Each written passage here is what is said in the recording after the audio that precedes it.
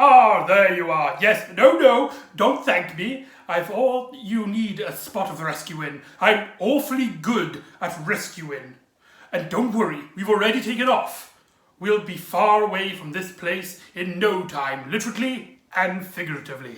Hello and welcome back to the Doctor Who Marathon. I'm your host McEdam, and today we're going to be talking about the River Song story, Someone I Once Knew, by John Dory. With a lot of these audio covers, I make DVD covers, and that's my one. I designed this one. Well, I put it together. Yeah, that's the spine if you're interested, with Tom Baker's face, and I've got the diary of a song there, and for those of you who's interested, that's the background. There you go. This story is the conclusion of the 4th volume of the River Song Diary series, in which she's battling the devil species, the Discoria. And this last story sees her teaming up with the 4th Doctor to take them down, making this the first story in our chronological appearing where she has teamed up with not only a Doctor for the majority of the story, but also she is alongside the original actor, as Tom Baker reprises his role for this series. And let me get that back out. And there you go. And this one story was the reason I wanted to get into the River Song Diary series. A lot of people said that Volume 4, from what I could have told, what I've heard about, was pretty underwhelming, a pretty weak series. But I heard a glimpse. I can't remember if it's in the trailer or not, but I remember hearing a clip of the first few moments of this story, and I was hooked, and I had to get into the series just to hear this one story. That's right, the only reason why I'm even bothering with the Diary of River Song series. I mean, don't get me wrong, I love Alex Kingston as the Doctor's wife, but the main reason I wanted to get into this series is to hear this particular story with this particular Doctor and them two interacting with this particular plot line. So what am I on about? Let's delve in. And luckily you don't have to wait long to find out what I'm on about, as the story starts off with River meeting the 4th Doctor. And she starts off by finding it a little bit awkward because this Doctor isn't supposed to know her yet. And she makes up an excuse that she is a future incarnation of Romana, and that she will mess up timelines, so it's going to be really awkward. But the Doctor quickly notes that she's not Romana. For starters, the Doctor doesn't even know her, has never even met her yet. And then we get one scene that made me buy this series. You're not Romana. You're not. I haven't even met her yet. You're not Romana. You're Professor River Song. You're my wife. Hello, sweetie. Yeah, that just happened. The Doctor already knows about River Song, and that brings a fantastic twist that makes a very nice change of pace for a River Song story. Usually the story plots with the Doctor trying to work out who she is, if she's a real good guy or bad guy. But mainly they focus on them being allies and stuff. Despite the Doctor being 50-50 on her, it's clear that River Song is always a good guy. So with this story, where the 4th Doctor has already met River Song on multiple occasions, but she doesn't know of certain encounters. Like the Doctor mentions them on Gallifrey in its first incarnation. One where River Song suggests to the 2nd Doctor in dressing up like Salamander, referencing Enemy of the World. And one where they're doing something behind the Brigadier's back. And it also brings a lovely change of pace for Tom Baker. Tom Baker's back, and that's just all you need. That's all you need. And these two characters bounce off each other extraordinarily well. But to see the Doctor with this particular character, River Song, it brings out a side of Tom Baker that we never really seen before. A flirty, romantic Doctor. I mean, the Fourth Doctor has his romantic moments in terms of just talking about like art and poetry, but never about a particular person. And to hear Tom Baker as Fourth Doctor say "my love" to River Song is a bit strange, and it does get used to, but they do work off each other very well. And every time the story revolves around River Song and the Doctor, it's literally a 10 out of 10. And I can't stress this enough. It was so much fun listening to these two talking to each other. And luckily, for the most of the first half, they are together. However, the rest of the story is about the Discoria trying to capture River Song for something for the Emperor. Who, at this point, we get to see the Emperor. And I really like the voice of the Emperor. I can't remember who voices him, but I have stated before that the Discoria have been miscast. They didn't sound at all what I think they should have been. But the Emperor was a nice cast. I can't remember who plays him, I do apologise. So the main villain is the main one who we met in the last River Song story, who done it.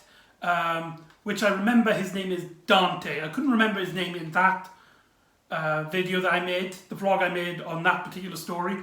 But here I remember it's Dante. And Dante plans to capture River Song. And originally it starts off like River Song is messing up their plans. So he's trying to kidnap her or trying to change her past so that she doesn't interfere.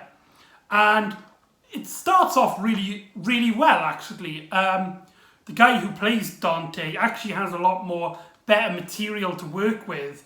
And to hear him a little bit more angry, more sinister, it sounds a lot better. However, we'll get on to that.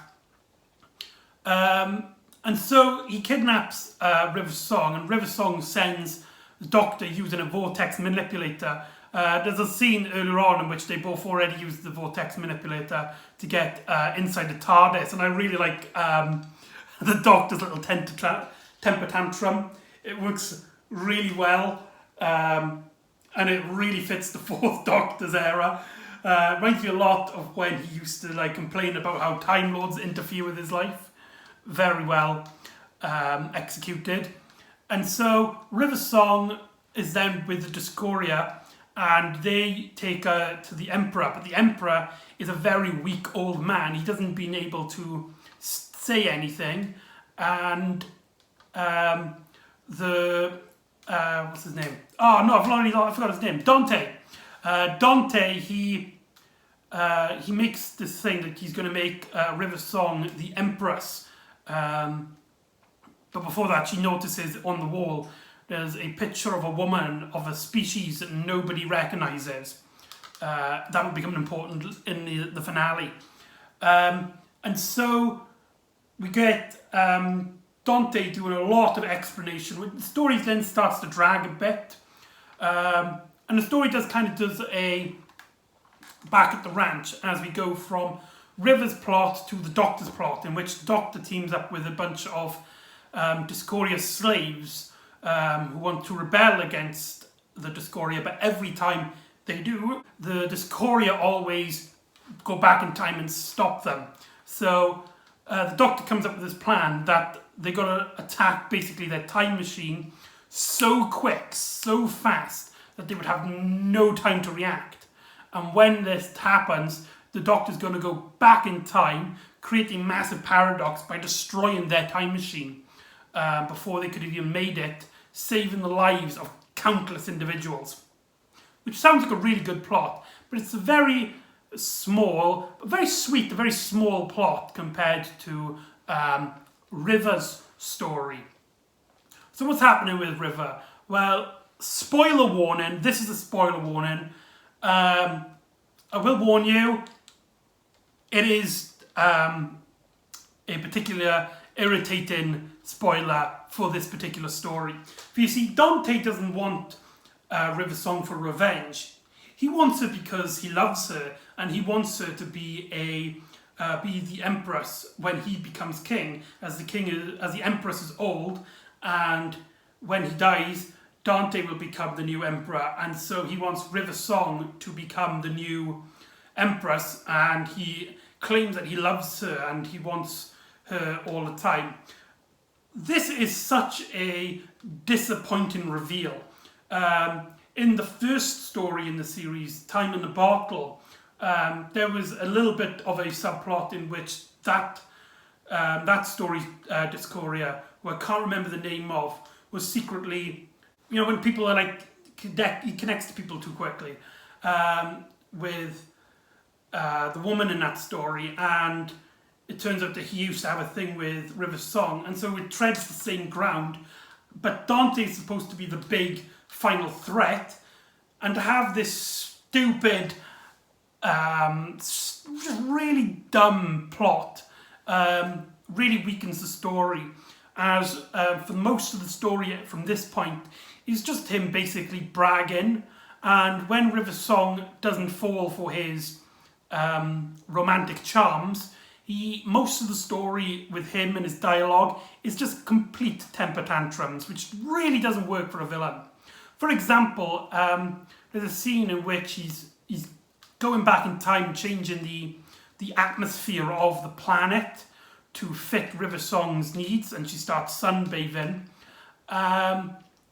And Dante is talking to her, and she's in his shade, and she's like, I'm not interested, now move out the way. And he disappears, and when he comes back, the sun is right over River's head, as Dante has changed the axis of the planet to so that you'll always get the sun, so it doesn't matter where Dante stands.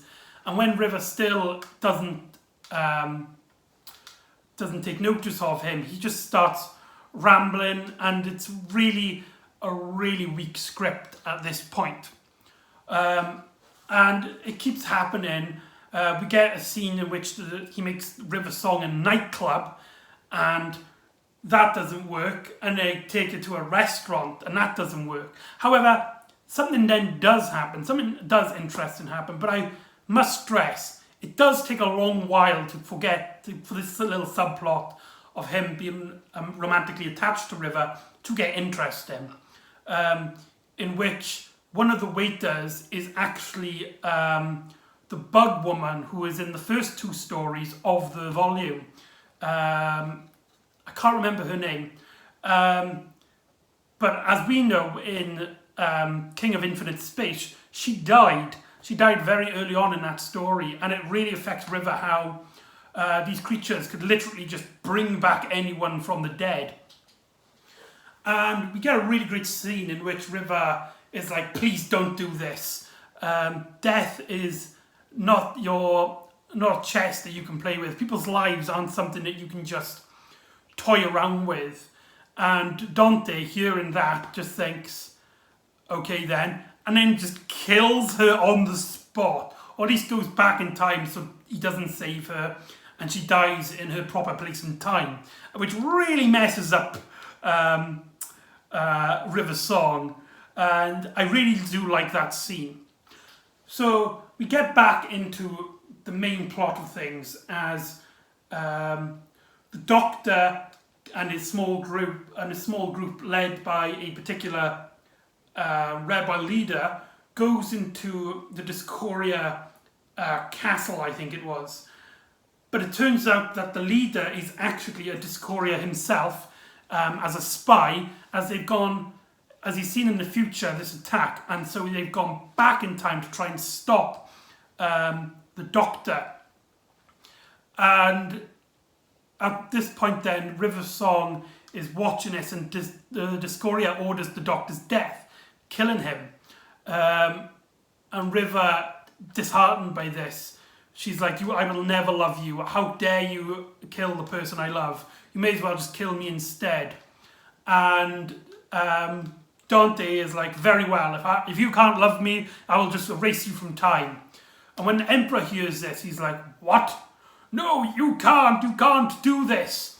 And then it turns out that the rebels weren't defeated.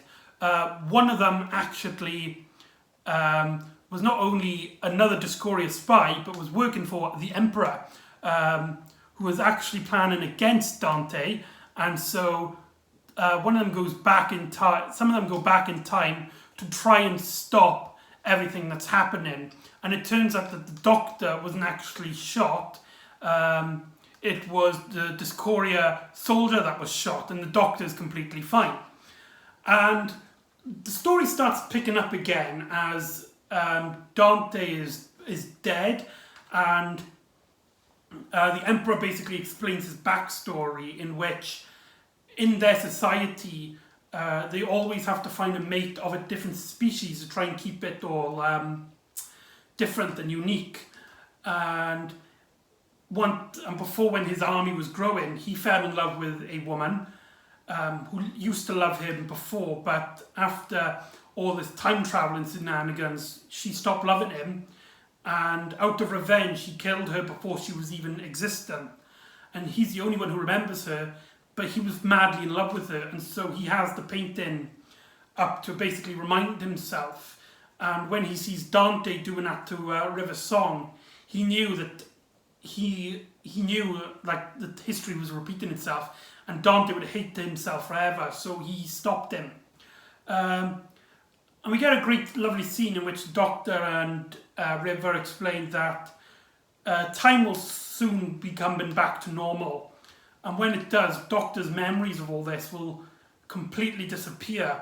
And the Doctor's like, I don't think I could give you up. I don't think I can go along with this. And River's like, me too, I really wish I could stay, but we both know we can't. The Doctor's like, yeah, I know. And it's really a sad and sweet experience into the story.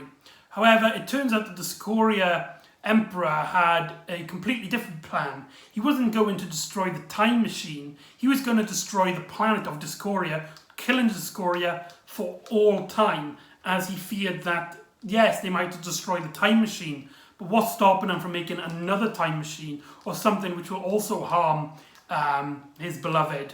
So he's going to try, basically on a suicide mission. He didn't tell his soldiers which planet they were destroying, not realising that they would be destroying themselves. And so they basically kill themselves. And I like how this all happens in mid-sentence. He's like, River asks, when will this all happen? When will the timelines be set back? And the Emperor's like, I don't know. It could be any moment now. We might not even... Yeah. And then we also get a very sweet scene in which River Song meets the main timeline Doctor, tying it back into the main series of Doctor Who. And the Doctor doesn't know who she is, and they have a small little sweet moment, and River Song, not being there too long, keeps the timeline intact. For some reason they set this scene on Christmas, so the story ends with them wishing each other a Merry Christmas. And that's someone I once knew.